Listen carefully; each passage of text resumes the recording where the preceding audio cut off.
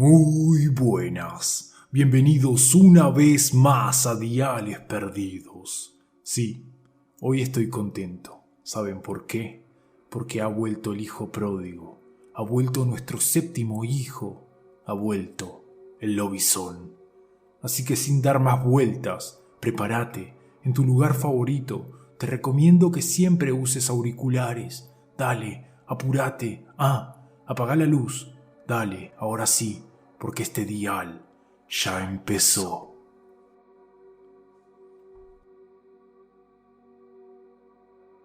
Esto es inaudito y claramente una locura. No somos salvajes. ¿Acaso todavía somos cavernícolas? Tenemos que hacer algo de inmediato. No podemos permitir que esto siga pasando. O los hombres de campo aprenden a usar condones, o se corta esta estúpida e increíble tradición. Decía el ministro a sus asistentes mientras leía todos los registros de defunción de niños recién nacidos en zonas rurales del país. Antiguamente, en el campo, las familias solían ser muy numerosas. Los padres deseaban un hijo varón para que en el futuro cercano pudiesen trabajar en el campo y aprender de la profesión. Como dice un gran cantautor argentino, según dicen nací varón, porque en el pique faltaba un peón. Por otro lado, había y hay una creencia muy instalada en las mentes de las personas, que el séptimo hijo varón sería una bestia maldita, un hombre que todos los viernes por la noche cambiaría su aspecto físico al de una bestia mitad hombre, mitad perro o lobo, un ser con dientes afilados como las mejores navajas, de un olor nauseabundo debido a que se alimenta de cadáveres recién enterrados en los cementerios y de las personas que caminan desprevenidas por las calles oscuras o poco iluminadas de los pueblos. La mañana de los sábados se los puede identificar por estar cansados, con miradas dolientes, esquivos y apenados. Muchas personas, al verlos con forma de humano, no saben si tenerles compasión o temerles ante la duda de que sea esa bestia. Es por esto que los padres que tuviesen el infortunio de que su séptimo hijo sea varón, con todo el dolor del mundo y con el pensamiento que estarían haciendo un bien mayor, tomaban la decisión de matarlo, o con la mejor de las suertes para el bebé, abandonarlo en alguna iglesia de un pueblo alejado. Pero claro, esto para el ministro no eran más que viejas e irrelevantes creencias, así que ordenó a sus asistentes que propusiesen ideas para intentar frenar con estas muertes. Luego de semanas de trabajo y de tanto investigar, encontraron que en la antigua Rusia zarista se tenía la curiosa costumbre que el mandatario apadrinase y protegiera mágicamente para evitar que el séptimo hijo o la séptima hija sean hombres lobo o brujas. Entonces, se tomaría una porción de esta costumbre. El presidente del país sería el padrino del séptimo hijo o hija. Esto a las familias le otorgaría beneficios económicos y a los niños becas totales para estudios primarios y secundarios. Y para el presidente, una buena imagen ante la nación. Así es como en el año 1973, a través del presidente de la nación, a este decreto se le dio formato legal, conocida como la Ley de Padrinazgo Presidencial. Al ministro, con el pasar del tiempo y ver que su idea, mejor dicho, la de sus asistentes, se había convertido en ley, se le infló el pecho. Creció su reputación política tanto como su ego. Poco a poco, fue pisando cabezas y subiendo escalones. Atravesó más de una vez los límites para satisfacer sus intereses y de otros oscuros personajes. Al cabo de unos cuantos años, se encontraba amasando una gran fortuna a costa de las personas. Tanto era su poder y sabía manejar muy bien la cara de buena gente que pretendía ser el futuro presidente del país. Para los 90 comenzó su campaña electoral. Una tarde, su asistente personal y encargada de la campaña presidencial le llevo una carta escrita a puño y letra. Señor, debería leer esta carta. Nos vendría muy bien para la campaña. Sería un gran acercamiento con el interior del país. Y la carta decía: Estimado Ministro de la Nación, Carlos Domingo Salvatierra, me dirijo a usted, en nombre de mi esposa y de mis 7 hijos, con el motivo de agradecerle por lo que ha hecho por nosotros, en especial por Luis, mi 7º hijo. Sabemos que los laureles de la poca conocida ley de padrinazgo fueron del presidente que por entonces la nombró, pero luego de tanto investigar, supe que el impulsor de esta maravillosa idea fue usted, y en consecuencia, al realizar esta búsqueda, me llevé la grata sorpresa que usted, señor, es oriundo de mi querido pueblo, Valle Hermoso, y que somos parientes, primos, para ser más exactos, por parte de su madre. Como dije antes, esta carta está dirigida a usted solo para agradecerle y para desearle una buena candidatura presidencial. Sin duda mi voto y el de mi familia es para usted. Por último, nos gustaría si tuviese tiempo de venir cuando usted pueda, como invitado de honor a mi casa, que es su casa, a conocer a Luis. Repito, gracias a usted, por medio de esa ley pudimos persuadir al pueblo de que no le hiciera ningún daño por culpa de esta estúpida creencia a mi hijo. Saludos y eternamente agradecidos. Familia Barud. Postdata. Por favor hacer llegar esta humilde carta de agradecimiento al Ministro de la Nación, Salvatierra. La asistente, luego de ver que el hombre terminó de leer la carta, lo persuadió para que aceptase la invitación de ir a conocer a la familia y al adolescente. Le dijo que sería una muy buena imagen ver que nuestro futuro presidente de la nación es un hombre originario de un pequeño pueblo, humilde. Al ministro no le gustaba nada la idea de revelar dónde había nacido. Siempre había querido olvidar sus orígenes rurales. Cree que ser un hombre de ciudad es ser un hombre instruido, orgulloso de sí mismo y superior. Es más, cuando estaba leyendo la carta, se molestó al leer que el campesino y él eran parientes, pero también sabía que su asistente tenía razón, y de muy mala gana aceptó. La mujer se encargó de contactar y organizar el encuentro, y al cabo de un mes, el político se encontraba rumbo a su pueblo natal.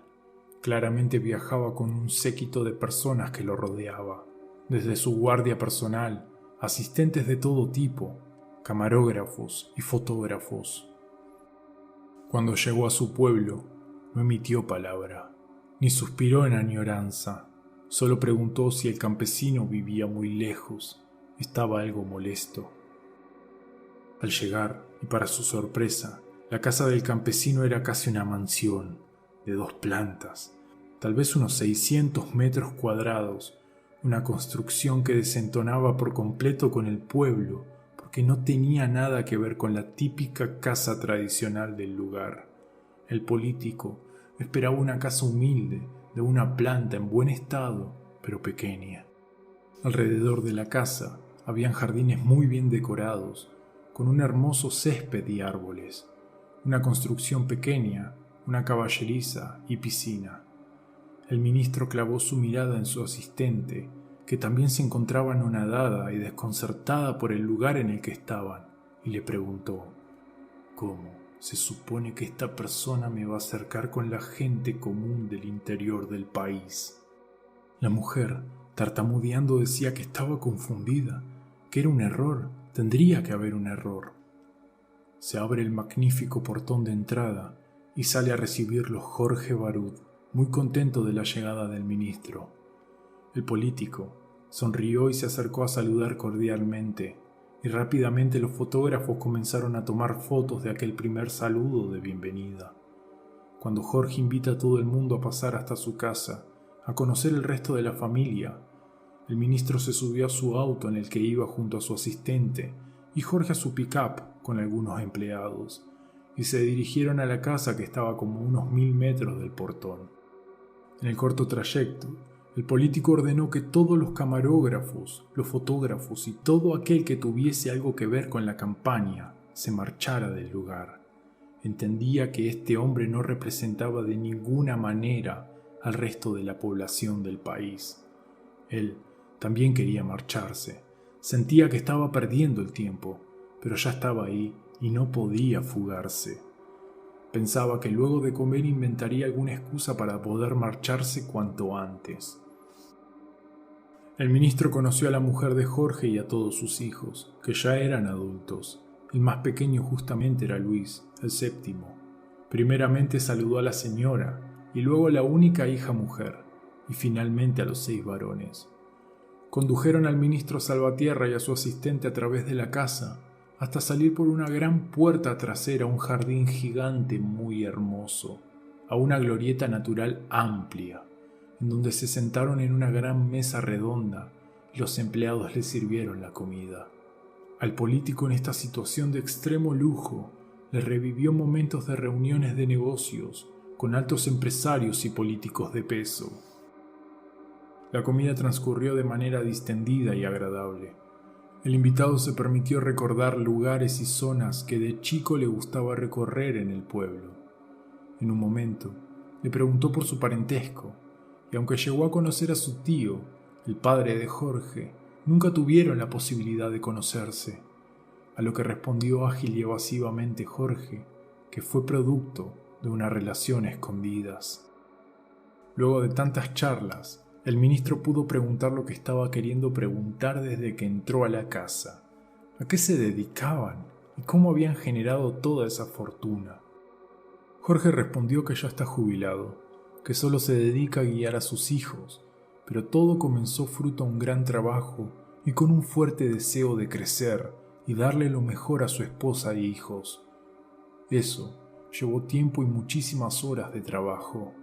Comenzó como un humilde gaucho con su ganado, luego pudo invertir en plantaciones de yerba mate, hasta que al final con caballos pura sangre. Hoy en día, sus hijos mantienen los 3 frentes. El político descreyó toda esa bella historia de mucho esfuerzo por el bien de su familia.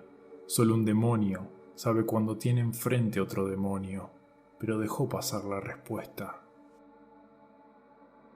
Después de haber comido, y luego de una gran sobremesa, el joven Luis se levantó y al cabo de un momento regresó con un regalo entre sus manos. Se acercó hasta el ministro y se lo entregó. Luis, que por ese entonces tenía unos 17 años, le agradeció a Salvatierra por haberle salvado la vida. Entendía que sin ayuda de esa ley, el joven estaría muerto o los padres tendrían que haber huido del pueblo por culpa de esa leyenda. Para el político fue un bonito gesto, aunque algo forzado. Pensó que los padres le habían ordenado que lo hiciese y el adolescente estaría muy incómodo, pero la familia también estaba bastante fría, como si estuviesen actuando el momento. No estaban demostrando todo ese agradecimiento que el ministro había leído en la carta. Bueno, creo que llegó la hora de que nos retiremos, dijo el político mirando a su asistente. Jorge intentó persuadirlos de que se quedasen a pasar la noche, que deberían estar cansados por el viaje, pero se negaron con la excusa que tenían que volver a la capital a trabajar. Intentó varias veces, pero cordialmente el político rechazó las ofertas. Antes de que partieran, Jorge le pidió al ministro Salvatierra si tenía un momento para hablar a solas en su despacho. El hombre aceptó y se dirigieron hasta la habitación. Lo hizo sentar y rápidamente le puso un vaso de whisky en la mano. Ministro, usted y yo podríamos ser buenos amigos. Sé muy bien que no me creyó nada de cómo triunfé en la vida. También sé que usted cree que los que vivimos en el campo somos pocos inteligentes y pobres diablos, pero este imperio lo formé gracias a su ley. El ministro no entendía cómo la ley de padrinazgo podría enriquecer tanto a un hombre, si las ayudas económicas no eran para nada considerables. Usted sabe muy bien que nuestra familia viene de orígenes humildes, y con mi familia lo seguimos siendo hasta que llegó Luis. Es cierto que el pueblo lo quería matar, pero justo salió esta bendita ley, y haciendo tanta propaganda de que la leyenda era totalmente mentira, la gente se convenció y mi hijo sobrevivió. Cuando Luis tenía 12 años, Una noche de viernes no regresó del campo que estaba con los animales. No se apareció en toda la noche. Mi mujer estaba preocupada y yo también. Al día siguiente, apareció en casa casi desnudo, lleno de sangre y olía mal. Nos contó que cuando estaba cayendo el sol, de pronto se comenzó a sentir mal y lo último que recuerda es haberse desmayado para luego despertar de esa forma. Con mis hijos mayores, fuimos hasta el lugar donde decía haberse desmayado y encontramos vacas muertas, destripadas, mordidas. Ese día cambió la vida de mi familia. Por ese entonces comencé a sospechar que la leyenda fuese verdad, así que al viernes siguiente, antes de que oscurezca, nos adentramos al campo con mi hijo, a caballo, y lo convencí de que se deje atar del cuello a un poste. El pobre lloraba desconsoladamente, claro, no dejaba de ser un niño. Le prometí que lo estaría cuidando, pero tenía que hacerlo. Antes de irme dejé su caballo atado a otro poste a unos escasos metros de él y marché. Al día siguiente, confirmé lo que pensaba. El caballo, o lo que quedaba de él, yacía muerto en el suelo, y a mi hijo lo encontré a unos 2 kilómetros del lugar, desmayado. «¿Usted me está contando que su hijo es el lobizón?», preguntó con tono de ironía el ministro. Sí, y ese fue el momento en que se me encendió la lamparita. Mientras le estaba construyendo una jaula, pensaba que podría sacarle partido a la situación. Que mi hijo no estaba maldito. Mi hijo no está maldito. Es una bendición para la familia. Y así empezó el negocio familiar. Hicimos un pacto familiar de proteger a Luis, y a cambio Luis nos ayudaría a crecer. Primero, en forma de lobizón, atacaba el ganado de otros ganaderos. Entonces nuestras vacas tenían prioridad para los compradores. A medida que Luis iba creciendo, la bestia se hacía más feroz y peligrosa. Nuevamente, comenzó a correr la voz de la leyenda del lobizón. Para ese entonces había acumulado bastante dinero. Entonces le prometía al pueblo protección, a cambio de una pequeña cuota. Contrataba personas para que hicieran guardia las noches de viernes. Mientras tanto, Luis atacaba a otros pueblos cercanos. Valle Hermoso era el único pueblo protegido. Con Luis todo es más fácil. Todos nos eligen porque nos encargamos de hacer a un lado la competencia. ¿Sigue sin creerme, ministro? Mañana es viernes, y si quiere le puedo presentar al verdadero Luis. Al salir del despacho, el ministro Salvatierra le dijo a su asistente que regresara a Buenos Aires y que cancele todas sus reuniones del viernes, que las haría el lunes. Le dijo que había cambiado de parecer y que prefería quedarse hasta el sábado acompañando a Jorge y su familia. La mujer aceptó la indicación, pero estaba muy extrañada porque el político le pidió que hasta sus guardaespaldas se marcharan. La tarde del viernes llegó. A Jorge y a todos sus hijos, a las 5:30 de la tarde, les comenzaron a sonar las alarmas de sus relojes de pulsera. Jorge simplemente miró a su hijo mayor y entendiendo la mirada llamó a Luis y marcharon. Jorge le explicó al ministro que como hoy Luis no saldría, lo llevan a un lugar seguro fuera de la casa para que no pueda dañar a nadie y en especial para que no lo oigan. 7 de la tarde. El ministro acompaña caminando a Jorge y a sus hijos hasta la pequeña edificación que está junto a la caballeriza. Disculpe a mi mujer, todavía le cuesta mucho ver a nuestro hijo cambiar. Ella prefiere quedarse en casa rezando. El ministro estaba curioso, pero a su vez asustado. No se imaginaba lo que estaba por ver. Entonces, entran a la pequeña casa. Era una habitación en el medio del campo, al lado de la caballeriza. Una pequeña cama de una plaza, una mesita de luz, una lámpara, un sillón y una puerta. El ministro no entendía qué hacía esa habitación allí. Acto seguido, uno de los hijos abre esa puerta que está dentro del cuarto y da unas escaleras que bajan a un sótano, a un subsuelo, bajo tierra. Bajan y el miedo del ministro se intensifica. pero como era un hombre duro no lo demostraba. Al bajar los 30 escalones, lo primero que ve el ministro es a Luis dentro de una jaula de unos 4 por 4 metros, y dentro solo había un banco de madera.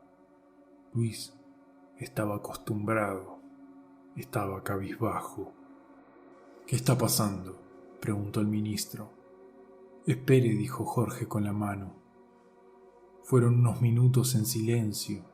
No se oía nada más que el respirar agitado del político, hasta que el silencio fue roto por un grito de Luis, grito que lo hizo caer al suelo. El ministro de la Nación Salvatierra veía cómo Luis rodaba por el suelo del dolor.